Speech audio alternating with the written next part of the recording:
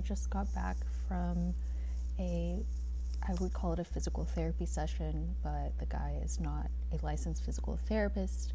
He's part of the functional range conditioning system, FRC. He's, I guess people call them their coach. I feel like coach is kind of a strange term for me because I'm not an athlete, so I'm just going to say my physical therapist or my therapist. FRC is a system that works on improving joint strength, joint mobility, joint health, articulating the joint, and it's really focused on connective tissue. A healthy joint is surrounded by healthy tissue.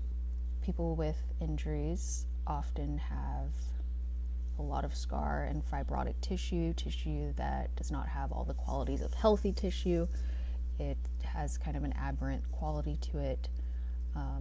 When there's an injury, to my understanding, the body just kind of throws down scar tissue, whether this is to protect the space or to try to make a neurological map of the injury site. I feel like I'm just saying random words. Maybe I am, but this is my brain trying to understand it.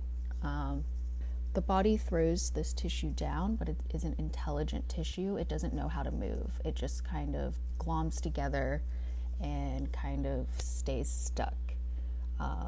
Your arm's supposed to go this way, but maybe scar tissue doesn't know that, so it just stays here, or it's just kind of unintelligently sitting there.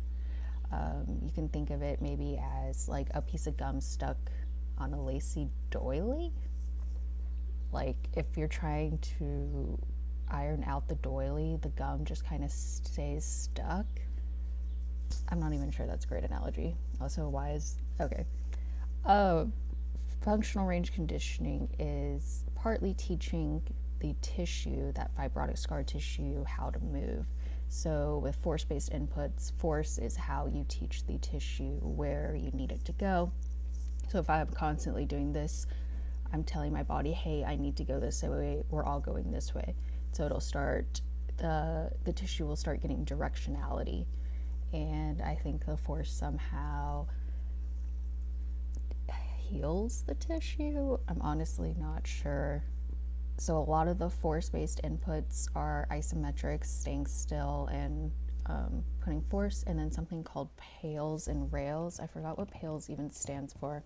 I noticed when you look up FRC, you notice there's a lot of people who do jujitsu, and I was like, what's the connection here? And apparently jujitsu is a lot of PALS, and that someone's pushing on you and you're pushing back, which I guess is really healthy for the body. I guess people will realize that jujitsu, I don't want to say dudes because it's all genders, jujitsu peeps were very stronger than people who seem to have bigger muscles, so it was like, oh, what's going on with jujitsu? And it seemed to be PALS.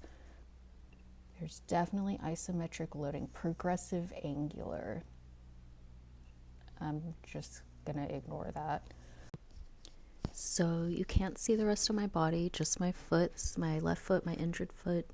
I'm kneeling, so if I lean back, I have no weight on my foot.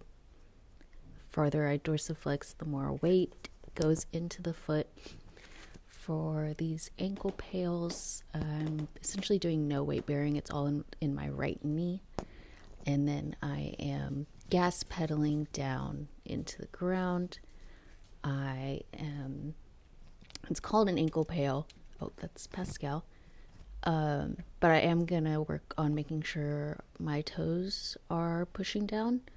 Trying to think of all the little joints in the toe. So those are kind of clawed-like, I guess. Those are pushing down. And then I am gas pedaling down. Mostly what I've been doing are PALs to help my ankle. So ankle PALs, pushing down the ankle like this, just against the floor, and then big toe PALs. My pain is mostly in the front of the ankle and then the sesamoids, the dreaded sesamoids area. Nightmares, that word also gives me nightmares.